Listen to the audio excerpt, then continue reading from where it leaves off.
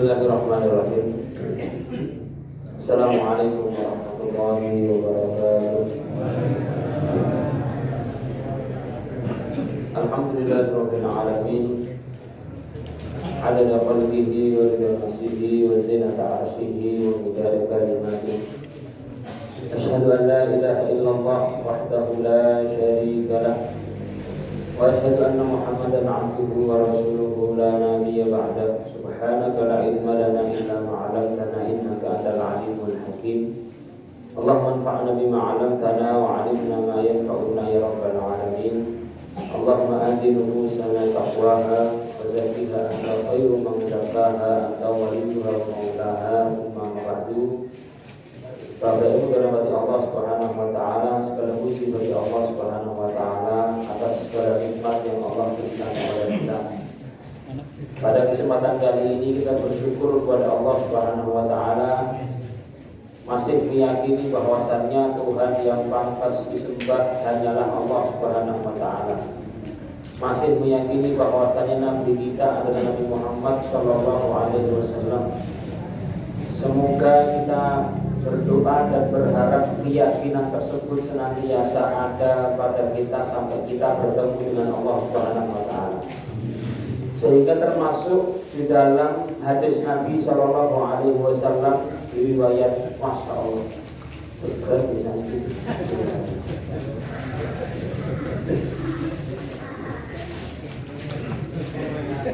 Wah, keren. Alhamdulillah sekali tidak ini, alhamdulillah. Sebenarnya ngobrolnya lah itu. Lagi sesuai ya. Aduh, pulau Jogja sih. Ini asli bahasa nih gitu kan.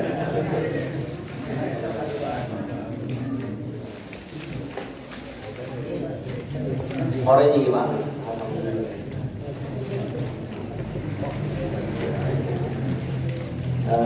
Pas sampai lagi bisa digrow gitu. Sehingga kita termasuk ke dalam hadis Nabi Shallallahu Alaihi Wasallam di riwayat Bukhari.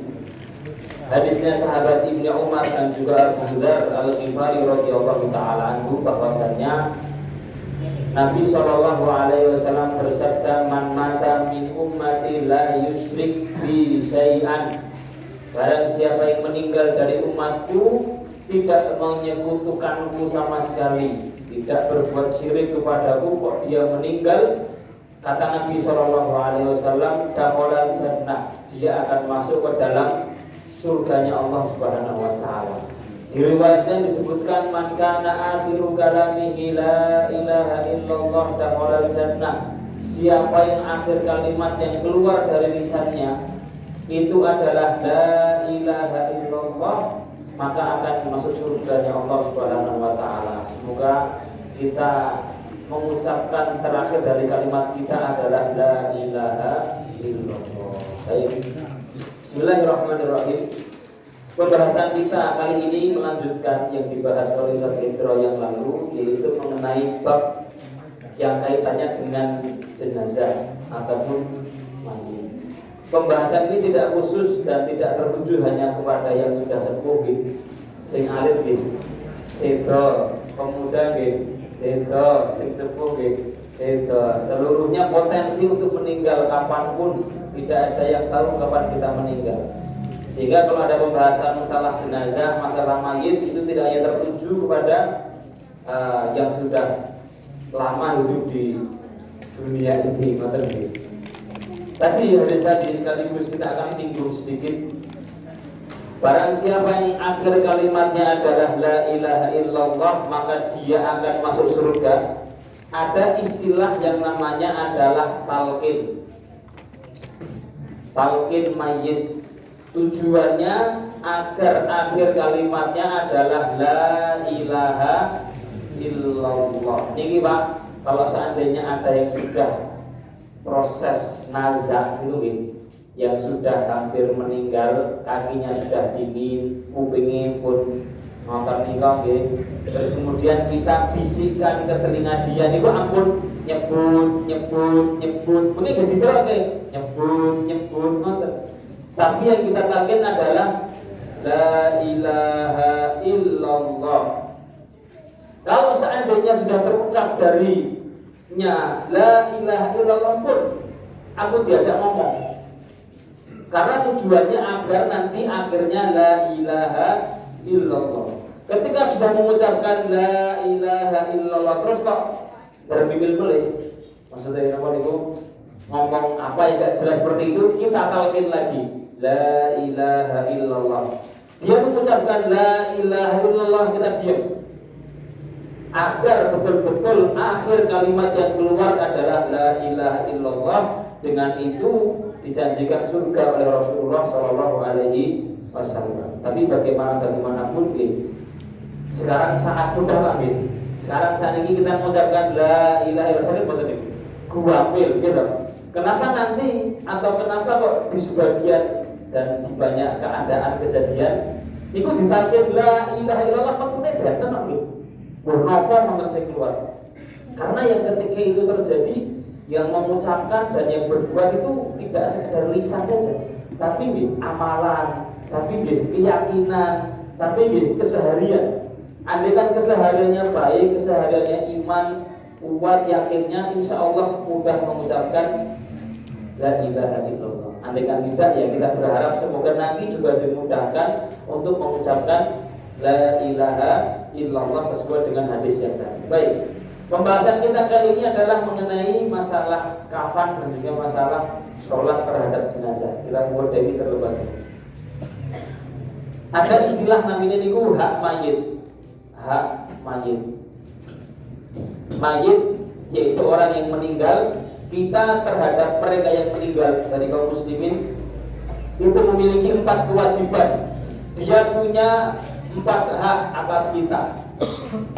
Yang pertama adalah yang sudah dibahas, namun itu memandikan. Terus yang akan kita bahas mengkafani. Terus yang ketiga adalah menyolatkan, sholat. Yang terakhir adalah menguburkan. Niki 4 ini Pak, secara hukum niki istilahnya namanya hukumnya fardu kifayah. Fardu kifayah. Harus ada di antara kita yang melakukan memandikan atau mengkafani atau menyolatkan atau menguburkan. Memandikan jika bisa dimandikan, karena tidak semua mayit bisa dimandikan gitu. Yang meninggal apa begitu dalam keadaan terbakar atau yang longsor itu disebut apa tuh gitu kok minyak macam itu, terus dalam keadaan di pulau itu nak tenggelam itu Pak, nak tenggelam suwe itu diangkat kadang pun protoli macam itu, itu pun nanti dimandikan begitu. Yang bisa dimandikan terus dikafani, terus disolatkan, terus dikuburkan. Kafan ini harus, sholat ini harus, dikuburkan, semuanya harus dikuburkan. Semuanya harus dikuburkan.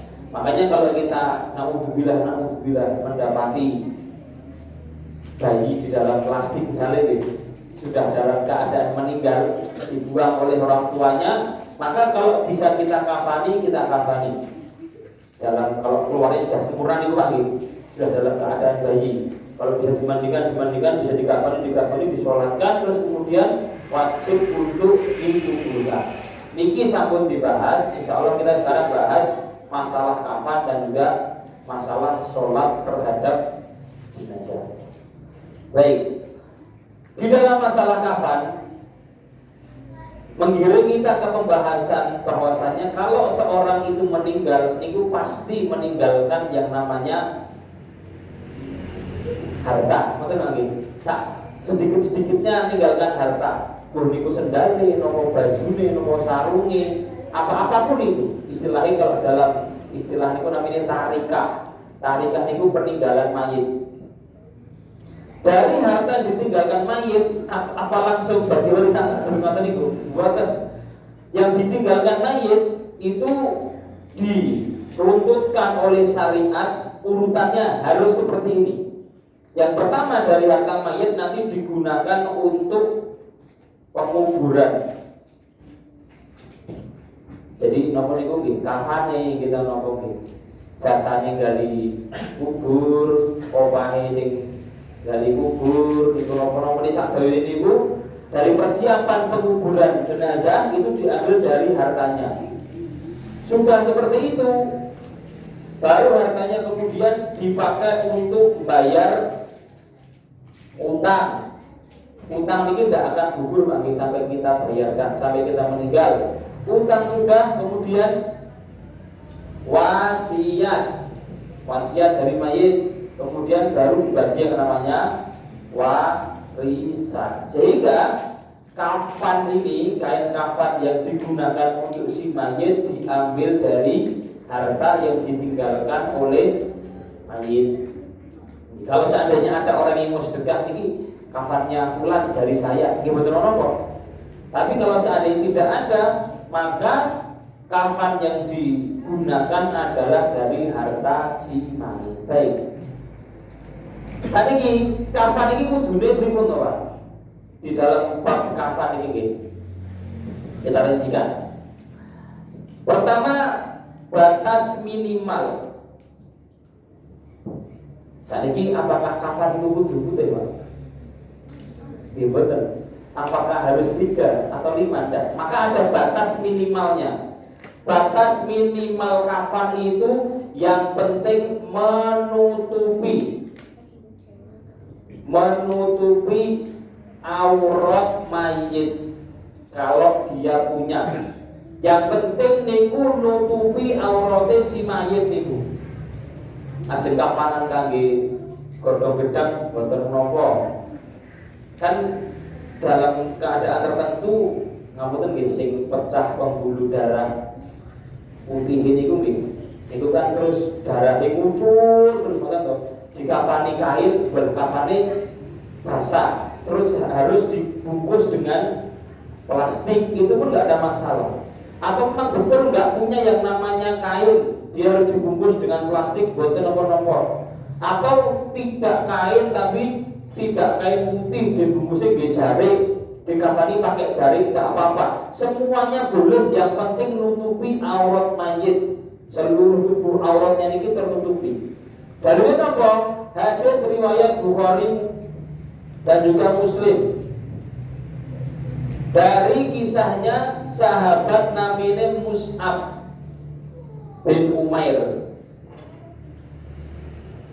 Sahabat Mus'ab ibni Umair ini sahabat yang sangat mulia sekali.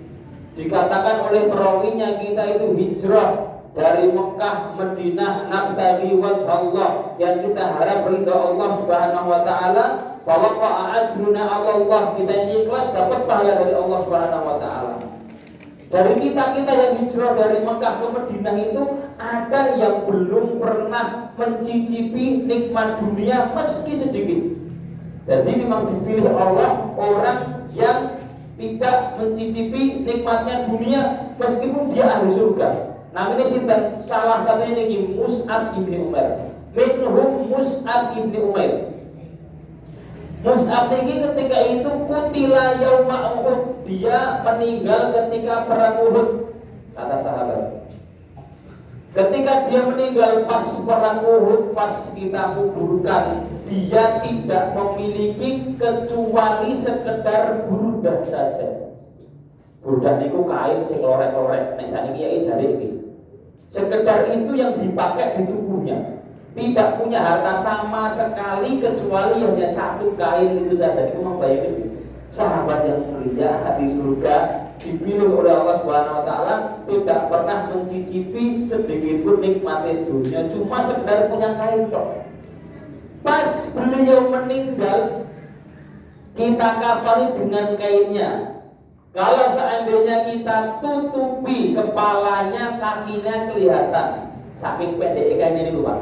Nek ditutupi kepalanya, kakinya kelihatan. Nek kita tarik ke bawah, kakinya kita tutupi, kepalanya kelihatan. Masya Allah. Punyanya cuma itu, satu kain itu Pak. Terus kata Nabi SAW, kalau demikian tidak apa-apa kakinya kelihatan, yang penting lutut ke atas ini ketutupan. Kainnya yang dipakai niku burdah niki, boten kain putih. Kainnya lorek-lorek, nek saniki jarit. Maka di dalam kafan niki tidak harus putih.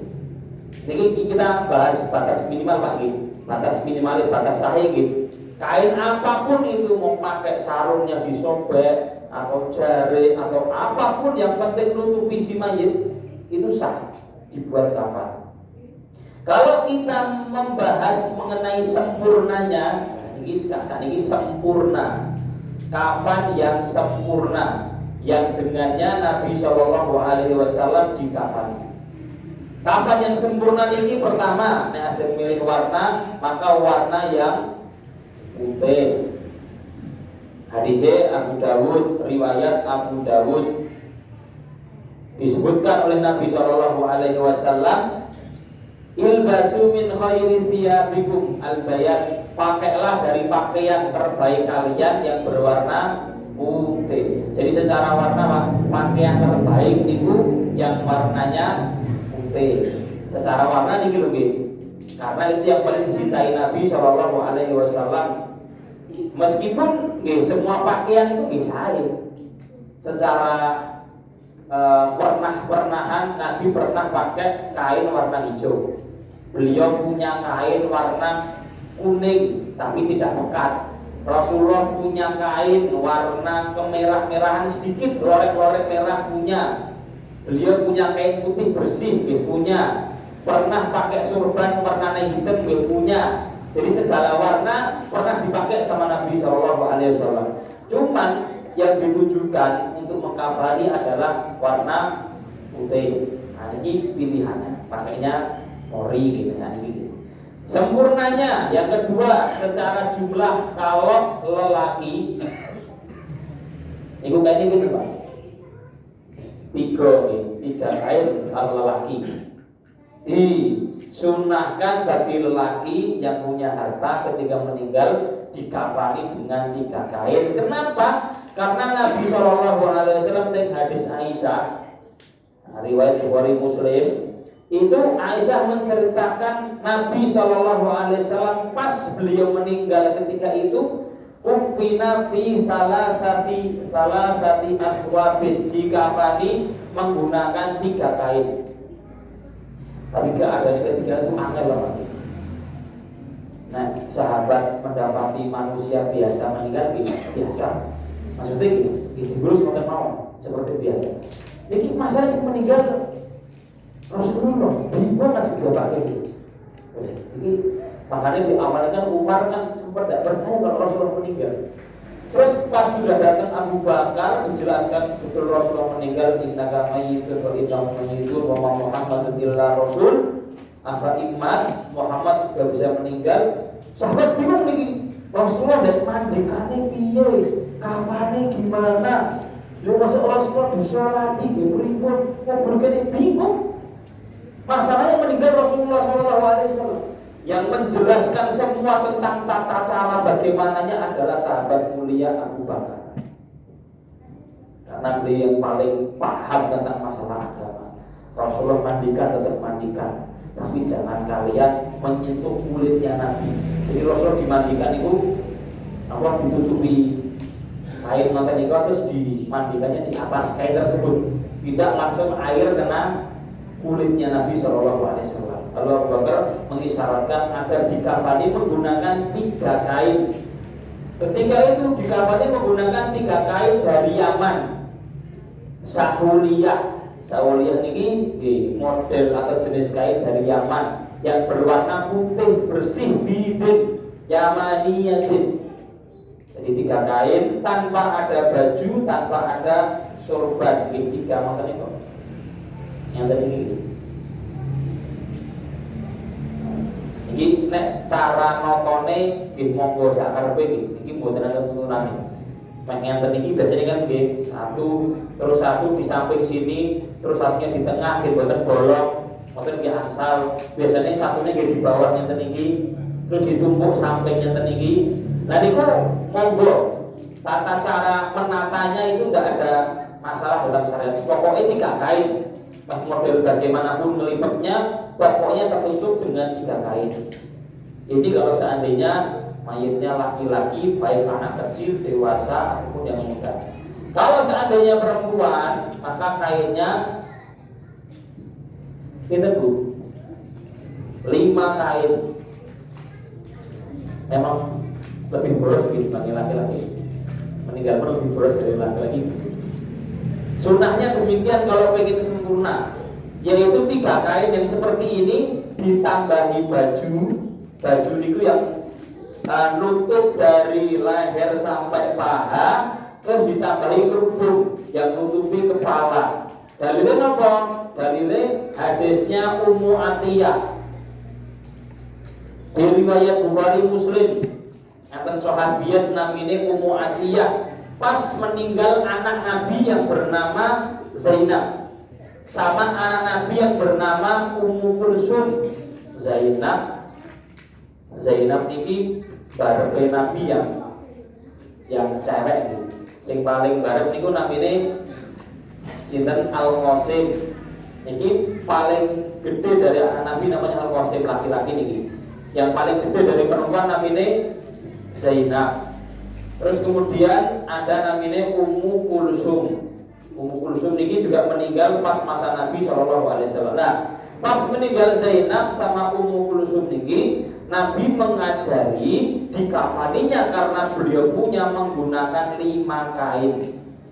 Pas Zainab niki dimandikan sama Ummu Atiyah niki, Nabi mengatakan nanti cucilah menggunakan 3 dan seterusnya, hadis yang sebelumnya dibahas. Nanti kalau sudah selesai kalian mandikan yang namanya Zainab, kabari saya.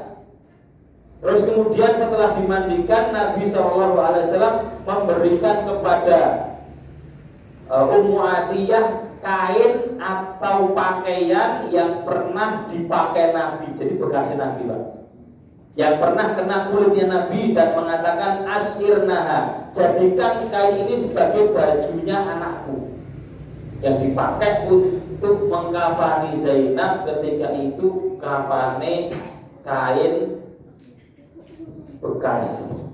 Tapi bekasnya bekas Nabi masalah ini.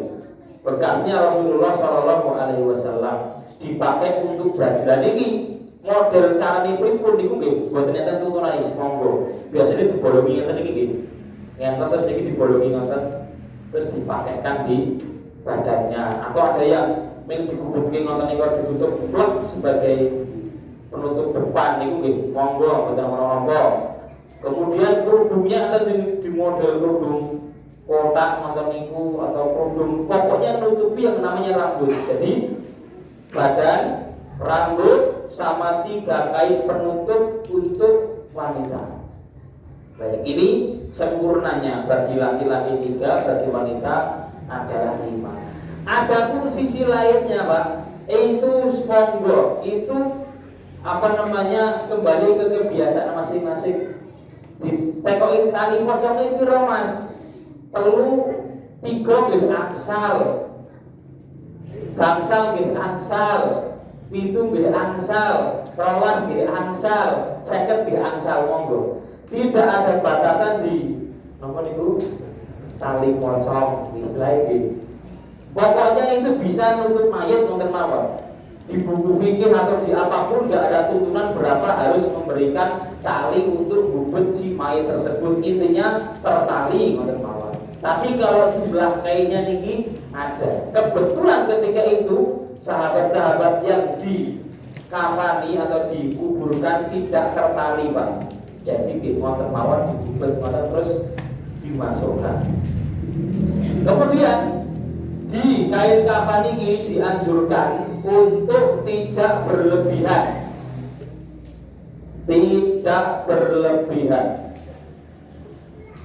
Tidak berlebihan artinya tidak mencari kain yang paling mahal. Di hadis disebutkan la tughlu fil kafan, jangan berlomba-lomba kafannya paling mahal. Sampai Umar bin Khattab. Kan Umar itu ditusuk lagi pas sholat subuh, terus ditusuk sama bulu ahniku, terus meninggal. Kan tidak langsung meninggal, sempat ngobrol dulu, sempat ngasih apa niku wasiat anakku Abdullah bin Umar, bu sana datangi ibunda Aisyah, bu minta izin, saya boleh nggak sih dikuburkan di kamarnya bareng sinten niku? Dua sahabatnya, balik Rasulullah sama Abu Bakar. Terus datang anaknya Abdullah bin Umar niku ke Aisyah minta izin, terus diperbolehkan. Terus disodorkan ke Umar itu kain baru, Pak. Kain putih 3 lembar baru. Kata Umar, saya jangan pakai yang ini, kalian pakai yang hidup. Saya ini mau mati pakai kain bekas saja. Akhirnya Umar dikafani dengan kafan bekas, mengatakan bahwasanya al-hayyu, orang yang hidup lebih membutuhkan kain yang baru. Saya nggak butuh. Yang saya gunakan nanti adalah amal saya, tidak lebih. Maka dimakruhkan untuk berlebih-lebihan di kafan. Beli kain kafan paling mahal, nah itu berlebih-lebihan. Nggih saya terima mori niku nggih. Mori 3 lembar pun itu sekali. Jadi ini di masalah yang namanya kafan. Kemudian dianjurkan juga dengan itu dikasih wangian. Rasulullah pun dikasih wangian. Istilah ini ku hanut gitu. Hanut ini adalah wangi-wangian di kain niku. Terus kalau mau ditutupi di 7 lubangnya nggih monggo, boten menapa, di setiap sela-selanya dikasih wangi. Itu anjuran. Karena landasannya adalah Nabi memerintahkan kalau kalian mengkafani saudara kalian, kafanilah dengan sempurna. Idza kafana ahadukum akhahu falyuhsinil kafan. Hadis riwayat Abu Dawud. Kalau kita mengkafani saudara kita, kafani dengan yang sangat baik karena mayit punya kehormatan. Mayit punya seperti halnya kita manusia harus dihormati, yang masih hidup, yang meninggal pun juga harus dihormati dengan disempurnakan kafannya. Setelah dikafani sempurna demikian, barulah kemudian disolatkan. Kita bahas ini mengenai sholat jenazah. Sholat jenazah. Sholat jenazah. Baik. Tata caranya, Pak, belum kita masuk ke rukunnya. Nabi SAW pernah menyolatkan sahabat yang meninggal dengan 3 cara. Tata cara yang pertama seperti biasa. Biasa itu maksudnya jenazah yang kan, terus kemudian sholat yang ngaji ngoten itu. Nah itu seperti yang biasa kita lakukan. Terus kemudian datang sebuah masalah. Ini anaknya merantau, tapi sekolah kejudan dan ini. Orang tuanya meninggal. Anak itu pastikan, boten enten artone mahal, terus balik juga ya mau bagaimana, sudahlah. Akhirnya anaknya baru pulang 3-4 bulan setelah itu. Terus kemudian datangi kuburan orang tuanya, nyolatkan di atasnya. Ini boleh. Maka yang kedua adalah sholat di atas kuburan. Ini kuburan ini bisa kita berdiri di sini sholat. Jadi sholat di atas kuburan boleh atau tidak boleh? Yaitu sholat yang tanpa rukuk dan tanpa sujud. Jadi itulah sholat jenazah. Apa dalilnya, Mas? Nabi pernah melakukan, Pak. Di riwayat Bukhari, hadisnya Abu Hurairah. Ketika itu ada seorang perempuan sauda yang mohon maaf ngapunten secara kulitnya niku hitam. Kerjaannya niku selalu nyapu masjid Nabi. Masjid Nabawi ini disapu. Nanti masuk sapu lagi. Kerjaannya pokoknya nyapu masjid. Lah kok qadarullah niku meninggal pas malam hari. Meninggal pas malam hari. Sahabat mengetahui perempuan ini meninggal dan dianjurkannya dipercepat lagi. Langsung sama sahabat memanggil perempuan, langsung seketika itu dimandikan, langsung seketika itu dikuburkan malam hari. Pagi hari, dan itu biasa Rasulullah, Pak. Pagi hari pada sholat subuh itu madepnya tadi, terus ngecek sahabatnya. Ya anak sopo ya. Loh, perempuan itu mana kok tidak ada? Kata sahabat meninggal tadi malam pada Rasulullah. Nah, itu real kan yang meninggal gitu biasa makan malam. Pada terakhir-akhir meninggal oleh Rasulullah. Loh, kok nggak beritahu saya? Kata sahabat, loh kita takut karena engkau malam itu tidur, takut pas kita bangunkan nanti ganggu engkau. Maka ya sudah kita mandikan, Nah kafani kita kuburkan selesai. Kata Nabi SAW, kabari saya, ya sudah sekarang mana kuburannya? Tanya ke sahabat, mana kuburan perempuan ini? Didatangi sama Nabi kuburan perempuan ini Pak. Terus Nabi SAW sholat di atas kuburan perempuan ini. Jadi Rasulullah SAW pernah mempraktekkan bolehnya sholat di atas kuburan untuk si mayit. Apalagi kalau kita punya kedekatan, kita punya hubungan yang baik dengan si mayit. Dulu belum sempat datang pas beliau meninggal, terus kita datangi kuburannya, sholat di atas saniku boleh. Pernah dipraktekkan oleh Nabi Shallallahu Alaihi Wasallam. Yang terakhir namanya sholat goib. Nanti berarti sholat goib.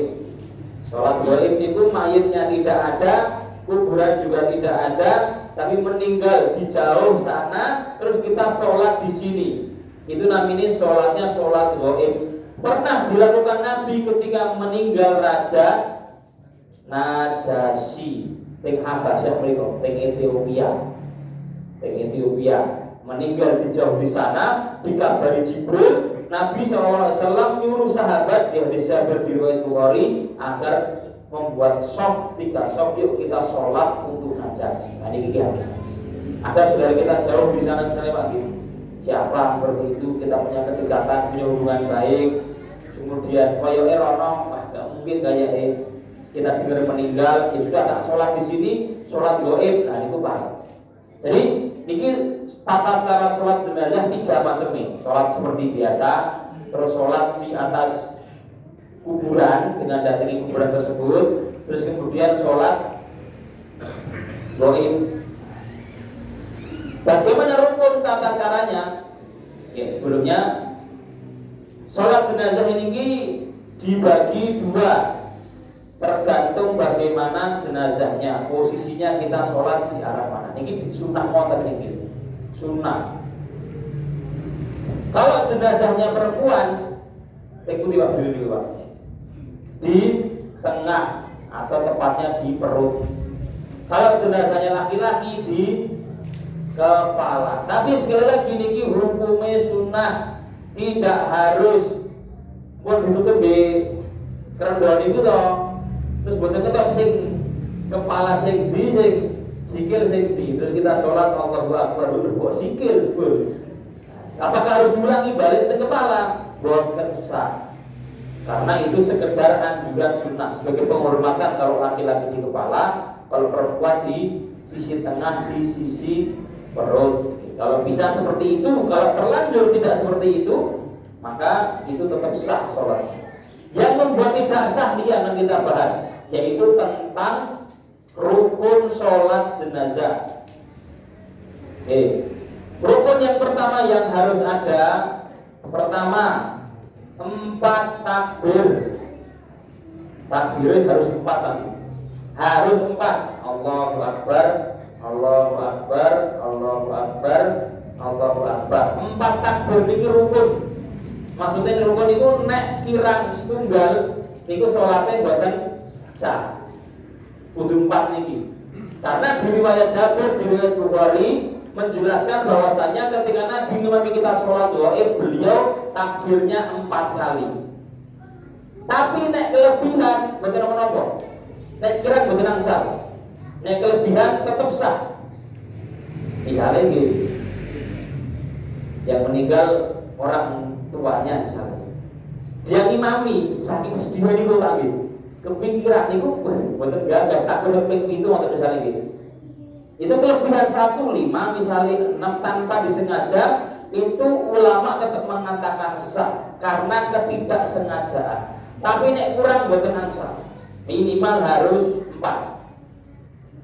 Maka takbir 4 niku ditakbir jenazah niku rukun. Otomatis niki nggih sami kali salat nggih. Salat jenazah disyaratkan nggih nutup aurat, terus harus wudu seperti salat biasa, juga menghadap ke arah kiblat, sami pokoknya sama salat biasa.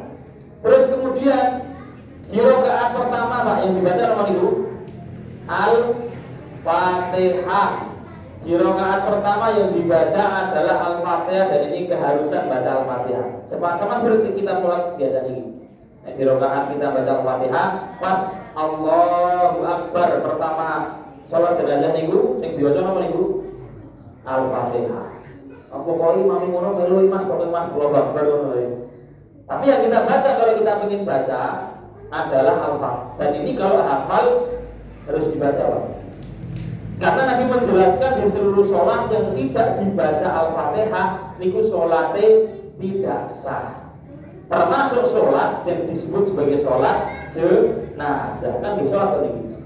Nah, maka harus dibaca Al-Fatihah di takbir yang pertama. Takbir yang kedua itu adalah sholawat atas Nabi Shallallahu Alaihi Wasallam. Diriwayatkan oleh Bayhaqi dijelaskan sholatnya Nabi Shallallahu Alaihi Wasallam itu ketika takbir kedua membaca Allahumma sholli ala Muhammad. Wonten mawon sing simpel, sing ringkes nggih. Allahumma sholli ala Muhammad. Yang Al-Fatihah nggih, Al-Fatihah nggih 7 ayat nggih. Kemudian takbir yang ketiga Allahu Akbar, Allahu Akbar, Allahu Akbar Al-Fatihah. Allahu Akbar, Allahumma sholli ala Muhammad. Allahu Akbar doa mayit, doa untuk mayit. Karena tujuan sholat itu apa? Untuk mendoakan si mayit. Lebih banyak yang menyolati, insya Allah lebih baik untuk si mayit. Maka di riwayat Muslim Nabi menjelaskan, Mamin rojulin, tidaklah ada seorang laki-laki yang meninggal fayakumu ala janazatihi, terus dia itu jenazahnya disolati 40 orang, di riwayat 100 orang. Yang 40 ini mereka bertauhid, tidak menyekutukan Allah Subhanahu wa taala, kecuali sholat 40 akan menjadi syafaat bagi si mayit.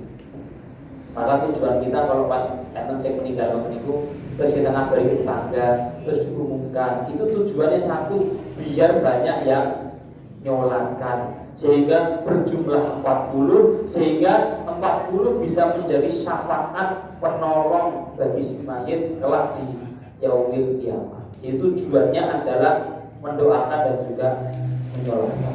Oke. Doa untuk mayit pripun iki? Minimal Allahumma arhamhu. Hafal nggih? Sampeyan Pak, Allahumma arhamhu. Allahumma arhamhu. Simple.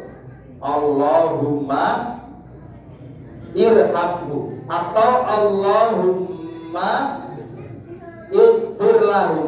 Ringkes. Tapi sebenarnya Nabi itu ngajari doa yang sangat indah, panjang. Allahumma ighfir lahu warhamhu wa'afihi wa'fu anhu wa akrim nuzulahu, muliakan tempat tinggal dia setelah ini ya Allah. Wa wasi' madkhalahu, luaskanlah kuburannya. Wagsilhu, cucilah dia ya Allah, bil ma'i wat talji wal barad, dengan air embun, dengan air dingin. Wa naqihi minal khotoyaya, bersihkan dia ya Allah dari dosa-dosa, karena yunaqqa, sebagaimana baju yang putih itu dibersihkan dari kotoran. Abdul hudaran khairun min darihi, gantikanlah dia itu rumah yang lebih indah dari rumah sebelumnya. Wa walatan khairun min waladihi, kalau dia punya anak, gantikan di surga anak yang lebih indah dari anak di dunia. Wa zaujan, dan pasangan yang lebih indah dari pasangannya di dunia. Ketika sahabat dengar Nabi doa mantan itu Pak, sahabat yang mendengar Nabi doa itu, dia mengatakan, ya Allah, andaikan saya jadi si mayit itu. Karena dapat doa sempurnanya Rasulullah Shallallahu Alaihi Wasallam. Belasan ini diganti semua lebih baik dari dunia loh. Dia pengen dia. Makanya tujuannya adalah untuk mendoakan si mayit. Ketika takbir ketiga harus terucap Allahumma fillahu atau Allahumma hamdu. Nek saged sempurna niku wong nggih, sae, lebih sempurna lebih baik. Kemudian yang keempat, niki boleh mendoakan untuk kita. Makanya doanya Allahumma ighfir lahu warhamhu wa afihi wa anhu wa la taftinna ba'dahu. Doa untuk kita nih Pak, yang hidup. Jangan ya Allah jadikanlah ada fitnah setelah sepeninggalan si mayit. Jadi yang keempat ini mau diem boleh, mau doa untuk kita boleh. Nah kita mau doa minta agar setelah mayit ini terkuburkan tidak terjadi fitnah. Betapa banyak setelah mayit dikuburkan blek fitnahnya kata terutama fitnah apa itu warisan warisan dinopong kata dan lagi ini 4 dari rukun sholat jenazah. Takbir pertama Al-Fatihah, terus takbir kedua sholawat, takbir ketiga doa untuk mayit, takbir keempat doa untuk kita, dan rukun juga setelahnya harus ada salam. Allahu Akbar, ini rukun. Allahu Akbar, Allahu Akbar, Allahu Akbar. Ampun langsung bubar gitu. Tetap harus salam. Kalau bubar tanpa salam tidak sah. Assalamualaikum warahmatullahi. Assalamualaikum warahmatullahi. Sambil kita doakan, sambil kita mengingat agar bahwasanya kita dimatikan dalam keadaan husnul khotimah. Karena ya suatu ketika kita juga akan disolatkan Mas Iwan. Gitu. Kapan Allah Ta'ala alam, suatu ketika nanti kita sekarang menyolatkan, suatu saat nanti kita juga akan disolatkan. Maka yang betul-betul perlu kita persiapkan dengan tujuan kita datangi mayit, takziah niku nggih. Takziah niku tujuane nggih ping setunggal niku agar kita juga ingat mati. Kalau kita ingat mati, semoga kita bisa mempersiapkan untuk mati. Ziarah kubur tujuannya juga agar kita ingat yang namanya mati, sehingga kita persiapan maksimal untuk mati, sehingga tambah kedekatan kita kepada Allah Subhanahu wa taala. Sehingga di dalam proses ini Pak, proses apa niku menyolatkan, proses mengafani, riyen niku Masya Allah suasana dulu niku nggih senyap, sunyi, sampai enten tabiin niku dia niku nek bibar takziah terus nyolati mayit mboten saged tilem 3 dina. Masya Allah. Soalnya akan terus teringat dia juga akan mati. Semikir sholat toh itu dulu. Maka ini perlu kita jaga biar kesakralan kita takut mati niku enten imane nambah. Nah maksudnya saat ini ya termimpi loh. Sampingnya main selfie ya Pak. Ya iya. Dan apa itu ya, betul mati dia itu, Masya Allah. Jadi rasa-rasa itu sudah hilang. Maka itu kalau ulama menghukumi bahwasanya dibenci, dimakruhkan kok tertawa-tawa di depan mayit. Jenazah yang sedikit yang lain guyon Pak. Guyon bla bla bla bla bla. Nah itu ulama memakruhkan. Tidak baik karena tujuannya ada mayit, ada meninggal sebagai bentuk pelajaran kita juga akan meninggal. Kita berharap semoga Allah Subhanahu wa taala mematikan kita dalam keadaan husnul khotimah. Demikian Allah taala. Assalamualaikum warahmatullahi wabarakatuh.